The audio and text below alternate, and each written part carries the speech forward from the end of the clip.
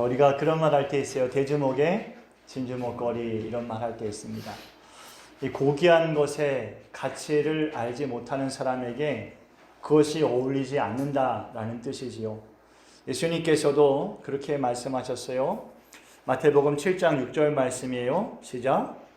거룩한 것을 개에게 주지 말며 너희 진주를 돼지 앞에 던지지 말라. 그것들이 그것을 발굴하고 돌이켜 너희를 찢어 상하게 할까 염려하라. 그 거룩한 것을 개에게 주지 말고 돼지 앞에 던져놓지 말라라는 것입니다. 예수님이 말씀하신 그 거룩한 것이 무엇일까요? 그것이 도대체 어떤 가치가 있기에 그것을 그렇게 함부로 쓰지 말라라는 것일까요? 그것은 다름이 아니라 하나님께서 우리에게 가장 소중하게 주시려는 것이지요. 그것은 구원이며 그것은 천국입니다. 하나님께서 우리를 하나님의 자녀 삼아 주시려는 거룩한 선물이에요. 그것을 개에게, 그 가치를 모르는 개에게, 그 가치를 소중히 여기지 않는 돼지에게 주지 말라라는 것입니다. 여러분, 아무리 천국이 고귀하고 거룩한 것일지라도 그 가치를 알지 못하는 사람에게는 소용이 없는 것이지요. 예수님은 이런 말씀을 하시면서 예를 들어서 두 가지 말씀하신 적이 있어요. 밭에 감추인 보화, 또 값비싼 진주에 대한 말씀을 하신 적이 있습니다. 어떤 사람이 밭에 감추인 보화를 발견하고 그 보화가 너무나 가치 있고 소중하기에 그것을 발견한 기쁨을 마음에 품고 집으로 돌아가요. 그래서 집에 있는 모든 걸 다 팔아가지고 그 밭을 샀어요. 그 밭에 숨겨진 보화가, 그 가치가 내가 가지고 있는 것과는 비교할 수 없는 것이기에 이 사람은 기쁨으로 그것을 다 팔아 이 밭을 샀다라고 말씀하셨어요. 또한 값비싼 진주에 대해서도 말씀하셨어요. 진주가 여러분, 이번에도 저 필리핀에 계신 감사님이 오시면서 선물을 하나씩 가져오셨어요.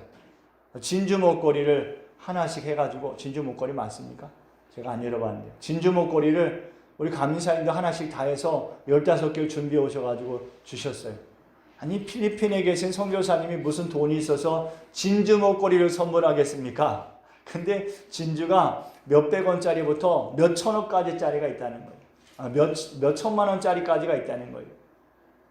그러니 이 사람이 값비싼 진주를 발견하고서는 아직 그 가치를 사람들이 알지 못하니 내가 가지고 있는 것을 팔아서 이 값비싼 진주를 사겠다는 거죠. 여러분들은 진주를 보면 어떤 진주가 비싼지 아십니까? 잘 모르시죠? 저도 어떤 밭이 좋은지 잘 모르겠더라고요. 맨 그 밭이 그 밭 같고 좋은 밭이 어떤 밭인지 잘 모르겠더라고요. 그러나 여러분, 하나님께서 우리에게 주시는 천국에, 하나님 나라에 그 가치를 모르는 사람이 어디 있겠어요? 하나님 나라는 이 세상이 무엇을 주고도 살 수 없는 가장 고귀한 것입니다.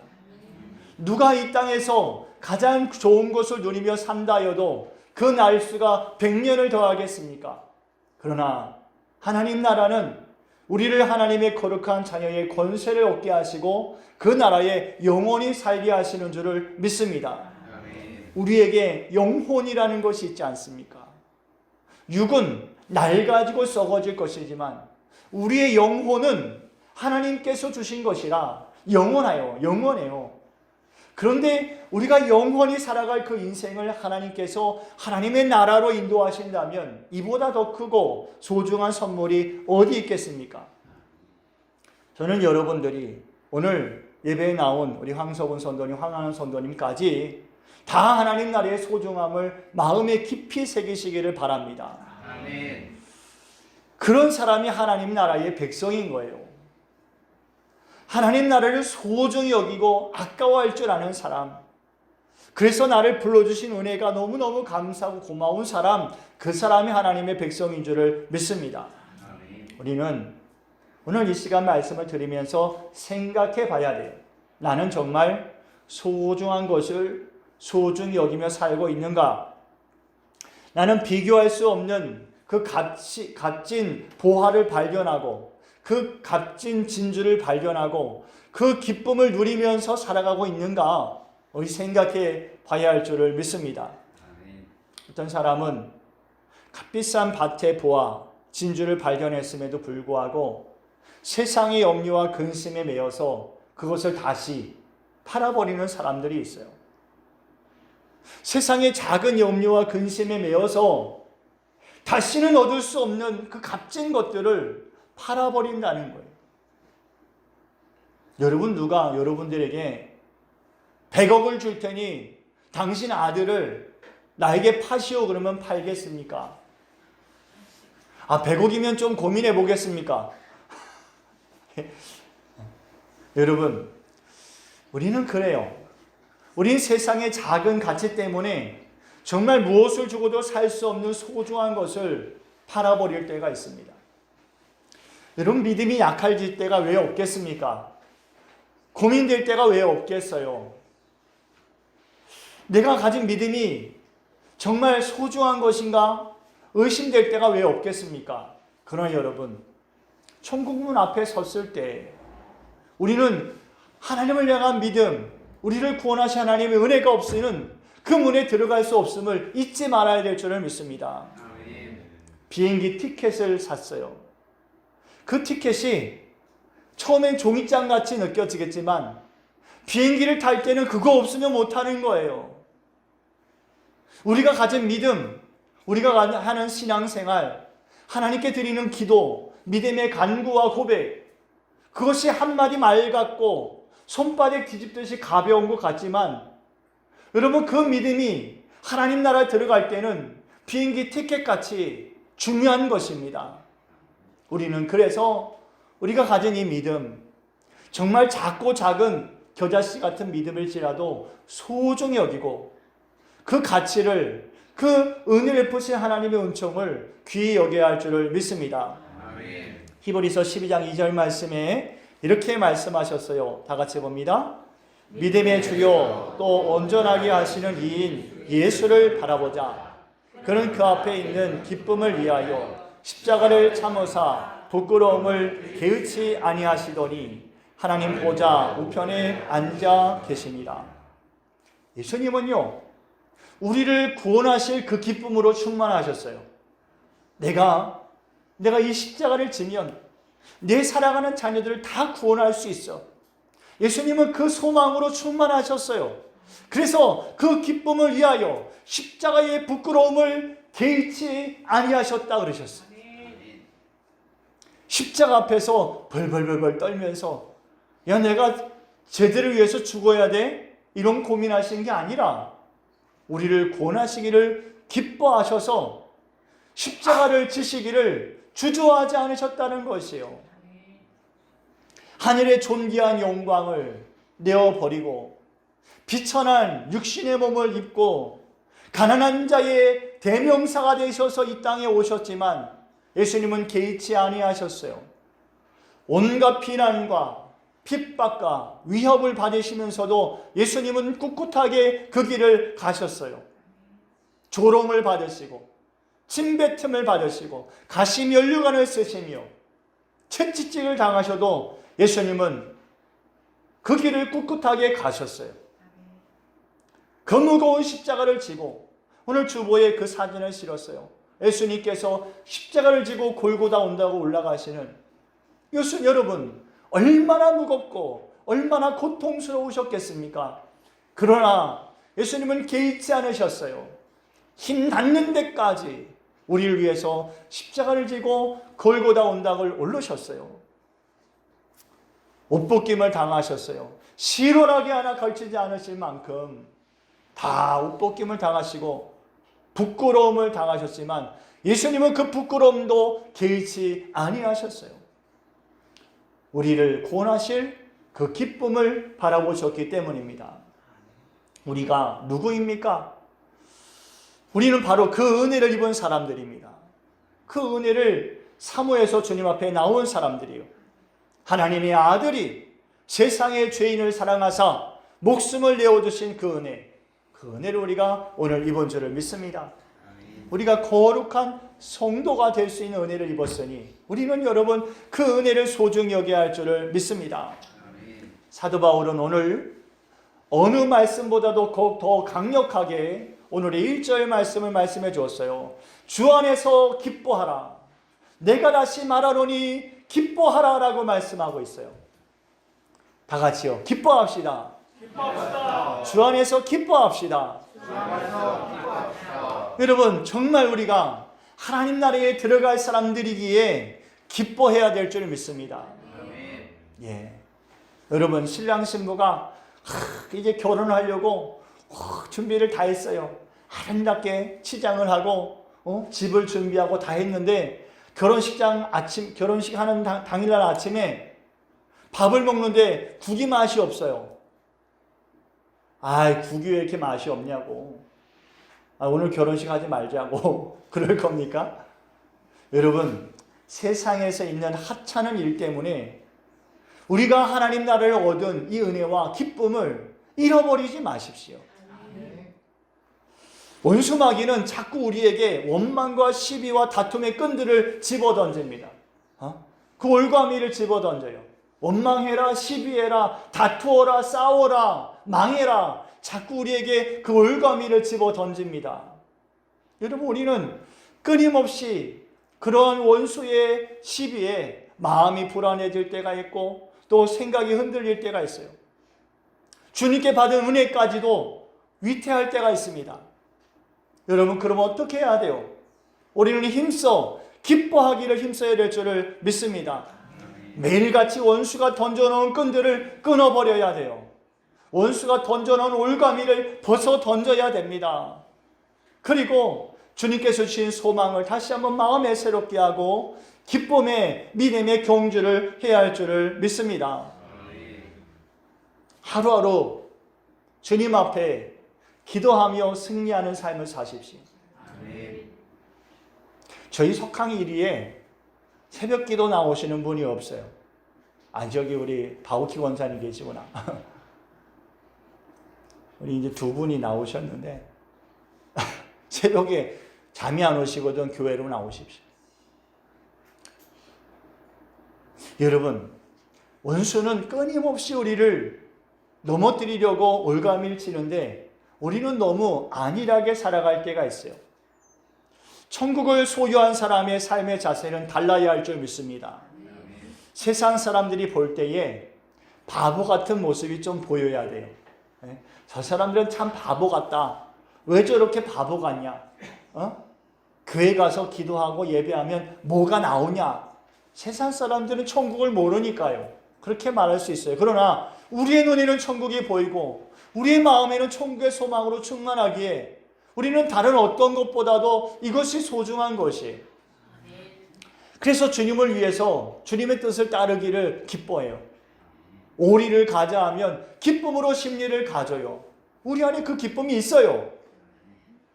속옷을 달라 하는 자에게 훌렁훌렁 벗어서 겉옷까지 내어줘요. 우리는 그 기쁨이 있어요. 오른뺨을 치는 자에게 왼뺨을 돌려대요. 우리는 그 기쁨이 있어요. 우리는 누가 오른뺨을 맞고 왼뺨을 돌려댈까라고 생각하지만 우리 다 알고 있는 사람이 있어요. 누군지 아십니까? 흥부예요. 흥부. 여러분 흥부가 먹을 양식이 없어가지고 형님 집을 찾아가지 않습니까? 그래서 한 끼만 주십시오. 우리 아이들이 다 굶고 있습니다. 했더니 부엌에서 일하던 형수가 나오더니 주걱으로 밥을 푸던 주걱으로 흥부 뺨을 후리쳐요. 그래서 아이고 아파라 그러고 만졌더니 여기 밥풀이 묻어있지 않습니까? 맛있게 주워 먹고 아유 형수님 고맙습니다. 이쪽도 때려주십시오. 돌려대요. 여러분 흥부는 그 뺨을 맞은 아픔보다 뺨에 붙어있는 밥풀의 소중함이 더 귀한 거예요. 우리는 하나님 나라를 이 뺨에 붙은 밥풀보다 더 소중하게 여깁니까? 그렇다면 우리는 정말 오른뺨을 맞고도 왼뺨을 돌려댈 수 있는 마음을 가져야 돼요. 예수님이 이렇게 말씀하셨어요. 마태복음 5장 11절과 12절 말씀이에요. 다 같이 봅니다. 나로 말미암아 너희를 욕하고 박해하고 거짓으로 너희를 거슬러 모든 악한 말을 할 때에는 너희에게 복이 있나니 기뻐하고 즐거워하라. 하늘에서 너희의 상이 큼이라. 너희 전에 있던 선지자도 이같이 박해하였느니라. 여러분, 이미 그런 삶을 살았던 분들이 많이 계신 거예요. 기뻐하고 즐거워하라는 것이에요. 핍박하고 욕하고 박해하고 거짓으로 너희를 넘어뜨리려 할 때 오히려 기뻐하라는 거예요. 왜요? 하늘의 상이 크다는 것이죠. 우리가 하나님 나라를 바라보고 기뻐함으로 믿음의 길을 갑니다. 그런데 하나님은 그 믿음을 보시고 더욱 큰 은총을 베풀어 주시는 줄을 믿습니다. 우리가 하나님 나라의 상급을 바라보고요, 우리의 믿음의 경주가 견고하며 흔들림이 없어야 할 줄을 믿습니다. 세상으로부터 오는 작은 것들, 그거 여러분 십자가 앞에 내려놓으십시오. 나의 감정, 나의 주장, 여러분 며칠 지나고 나면 다 잊혀질 것들 아니에요? 설교도 반 시간만 지나면 다 잊어버리는데 뭐 그까짓 거 못 잊어버릴 게 뭐가 있습니까? 잊어버려요. 그리고 여러분 십자가 앞에 나아가서 우리의 마음과 감정을 주님 앞에 내려놓으십시오. 세상을 향했던 그 작고 작은 원망과 시비와 불평을 향했던 우리의 시선을 돌려서 그 크신 하나님의 사랑의 십자가를 바라보시기를 바랍니다. 자, 그 문제 때문에 우리에게 주신 그 큰 기쁨과 감사를 잃어버린다면 우리가 어떻게 믿음의 경주를 다 끝까지 할 수 있겠습니까? 오직 예수님을 생각하고 오직 예수님을 따라가는 믿음을 붙드시기를 바랍니다. 그래서 사도 바울은 오늘 우리에게 다시 말하노니 기뻐하라라고 말씀해주고 계신 거예요. 아울러 여러분, 우리가 기쁨을 잃지 않으려면 우리가 또 해야 될 일이 있어요. 너희 관용을 모든 사람에게 알게 하라라는 것이에요. 모든 사람을 관용해라라는 말씀과 같은 거예요. 그 사람과 다투어서 너의 기쁨을 잃지 말고 너의 관용을 오히려 알게 하라라는 것이죠. 여러분, 우리가 참 억울한 일 당하면요, 몰래 뒤에 가서 한 대 쥐어받고 싶은 게 사람 마음 아닙니까? 여러분, 그렇게 한 대 쥐어박으면 다 끝날 것 같지만 끝나지 않아요. 오히려 그건요, 더 큰 싸움을 불러오고 더 큰 원망과 시비가 되고요, 사람을 죽이고 살리는 일이 되는 것이. 우리는요, 우리의 이 작은 것들을 하나님께 맡겨드리고 하나님께서 주신 소망, 주님께서 주신 기쁨을 붙들어야 할 줄 믿습니다. 어떻게 하면 그렇게 할 수 있을까요? 주 안에서 항상 기뻐하고 반영하십시오. 오늘 본문 말씀 6절과 7절 말씀에 또 이렇게 말씀하셨어요. 다 같이 봅니다. 아무것도 염려하지 말고 다만 모든 일에 기도와 간구로 너희 구할 것을 감사함으로 하나님께 아뢰라. 그리하면 모든 시각에 뛰어난 하나님의 평강이 그리스도 예수 안에서 너희 마음과 생각을 지키시리라. 여러분, 우리의 기쁨을 빼앗고 우리를 염려하고 근심하게 만들고 우리의 마음과 생각을 혼란스럽고 어지럽게 만드는, 불편하게 만드는 모든 일들을 들고 하나님께 나아가서 감사함으로 아뢰십시오. 여러분, 하나를 잃었을 때 우리는 모든 것을 잃지 않게 하셨음을 감사할 수 있습니다. 하나를 잃었을 때.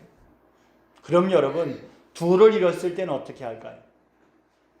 둘을 잃었을 때에도 하나님의 손길이 아직 우리의 삶을 붙들고 계심을 인해서 우리는 감사할 수 있습니다. 셋을 잃었을 때 우리는 무엇을 감사할 수 있을까요? 아직 나에게 생명이 있고 아직 나에게 하나님을 의지하여 일어날 수 있는 시간이 있음을, 인생이 남아있음을 인하여 감사할 수 있습니다. 그러면 여러분, 모든 것을 잃었을 때 우리는 무엇을 가지고 하나님께 감사할 수 있을까요?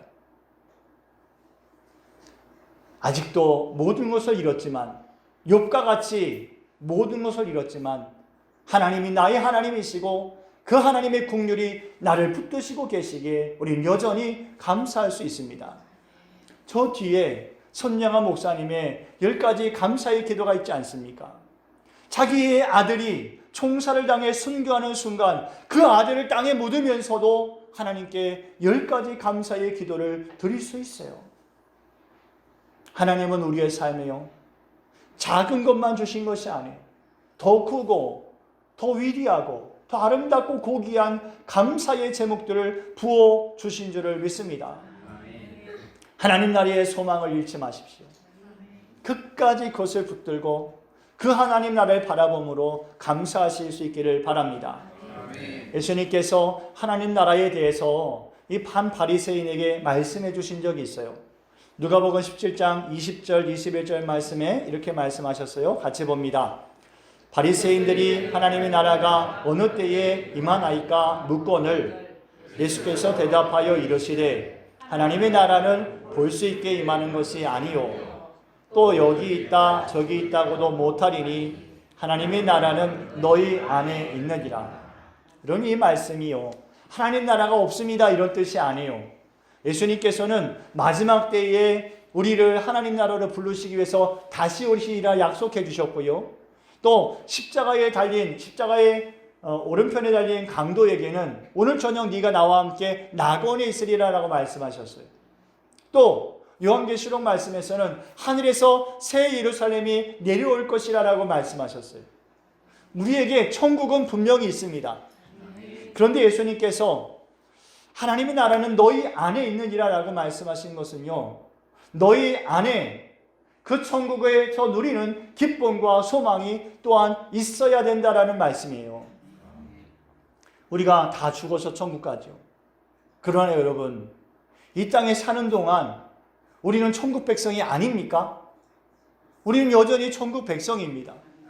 그러면 우리 안에 그 천국에 대한 소망과 기쁨을 여전히 간직하고 살아야 할 줄을 믿습니다. 값진 보화를 얻은 사람처럼 기쁨으로 살아가고요, 다시는 세상의 염려와 근심에 매이지 않는 삶을 살아야 할 줄을 믿습니다. 우리가 하나님 나라의 소망을 두고 살아가면 세상의 염려와 근심은 끝이 날까요? 그렇지 않습니다. 우리가 하나님 나라의 소망을 가지고 믿음을 가지고 살아도요, 여전히 우리에게는 세상의 염려와 근심이 남아 있어요. 무엇을 먹을까 마실까 입을까 생각하고 그것을 해결하고 또 그것을 위해서 여전히 고단 인생을 살아가야 되는 게 우리의 삶입니다. 그러나 여러분, 그런 어떤 상황 속에서도 우리는 우리의 소망이 부끄럽지 않기 때문에 하나님께 기도할 수 있고요, 하나님께 간구할 수 있습니다. 하나님께 기도하고 간구하며 나아가는 사람에게 하나님이 주시는 놀라운 종의 선물이 있어요.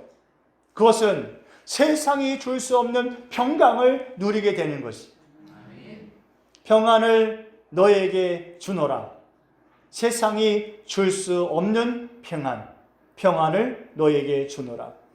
여러분, 우리가 다 이런 것 같지만 우리는 결코 이룰 수가 없어요.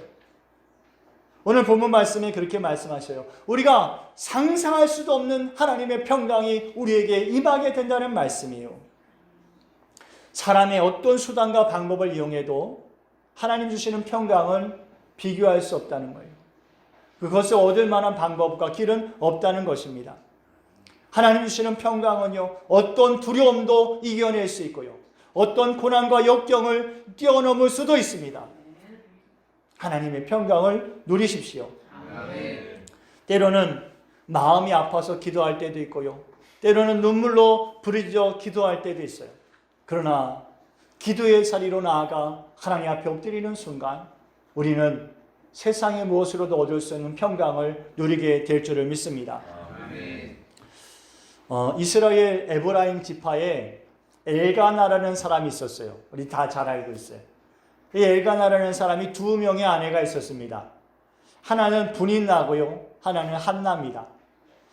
그런데 이 엘가나가 더 사랑한 여인은 한나예요. 그런데 하나님께서 자녀를 주시는데 이 한나에게는 주시지 않고 분인나에게 자녀를 주시는 거예요. 이 분인나가 자기 남편 엘가나가 자기보다 한나를 더 사랑하는 것을 눈치로 알까요, 모를까요? 알지요.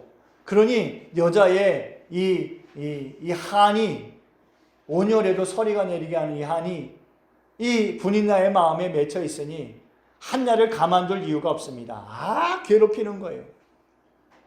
애도 못 낳는 여자라고 그냥 괴롭히는 거예요. 조롱하고. 한나가 하나님의 성전에 나아가서 엎드려 기도합니다. 이루 말할 수 없는 아픔과 마음의 근심을 가지고 마음의 한을 품어서 하나님 기도합니다. 울부짖으며 기도하다가 이제는 기력이 다해서 이제 속으로 신음하며 하나님 앞에 끙끙거리며 기도합니다. 그때 엘리 제사장이 성전에 들어와 보게 되지요. 이 여인이요, 술 취한 여인처럼 얼굴이 시뻘개져가지고 몰골은 다 흥컬어져가지고 그렇게 기도하고 있으니 술 취한 여인처럼 보일 수밖에. 왜 어디서 이런 행패냐고.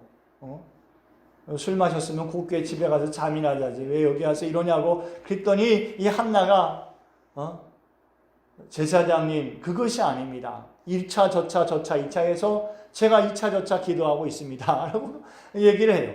그랬더니 엘리 제사장이 아이고 미안합니다, 내가 기도해 드릴게요. 그리고 이 한나를 축복 기도해요. 그런데 이 한나가 그 기도를 받고 기쁨으로 집으로 돌아가요. 그 얼굴에 수색이 없었어요. 근심하는 빛이 없어졌다는 것이에요. 인생의 무거운 짐은 여전히 남아있어요. 자기가 아직 아이를 뵌 게 아닙니다. 아이를 낳은 게 아니에요. 그런데 하나님의 약속을 받고 집으로 돌아가는 그 한나의 얼굴에는 기쁨이 충만한 거예요. 여러분, 우리는 모든 일에 기도와 간구로 하나님께 감사함으로 아뢰을 때에 하나님의 평강이 우리의 삶에, 우리의 심령에 넘쳐나게 될 줄을 믿습니다. 우리는 기도할 때에 십자가를 바라봐야 됩니다. 우리를 위해서 모든 것을 다 담당하신 예수님을 바라봄으로 우리는 기뻐하고 소망 가운데 서게 될 줄을 믿습니다. 한 가지 말씀을 드리고 말씀을 마치겠습니다. 어떤 목사님이 쓴 글에 이런 이야기가 있었어요. 옛날 옛적에 사람이 이따금 사람을 볼 때 그 사람이 사람으로 안 보이고 소로 보일 때가 있다는 거예요. 분명히 소로 알고 때려잡아서 그 소를 잡아먹었는데 알고 보니까 때로는 자기 아버지이고 때로는 자기 어머니였다는 거예요.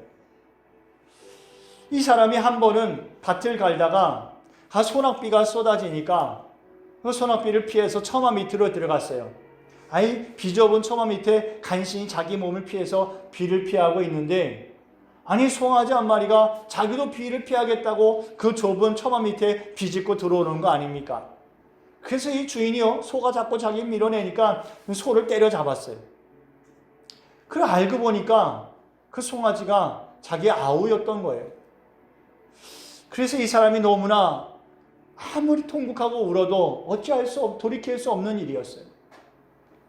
마음이 아프고 괴로워서 이 사람이 이제 보따리를 싸들고 집을 정리하고 여행을 떠납니다. 사람이 서로 보이지 않는 곳이 있을까? 그런 곳을 찾아서 떠나는 거예요. 이리저리 헤매고 다니느라 많은 어려움을 겪었습니다. 강을 건너며 그 강에 휩쓸려 죽을 뻔한 위기를 넘기고요. 산을 넘으며 짐승을 만나, 호랑이를 만나 죽을 위기를 넘깁니다. 그렇게 세월이 가고 시간이 가요. 머리는 하얘지고 백발의 노인이 되었어요. 얼굴에는 주름이 자글자글 잡혔습니다. 그러던 중에 한 마을에 도착하게 됐는데 그 마을 사람들은 사람을 서로 보는 일이 없는 거예요. 그래서 너무너무 사이좋게 잘 지내는 겁니다. 그래서 이 나그네가 그 마을에 있는 한 노인에게 여쭈었어요.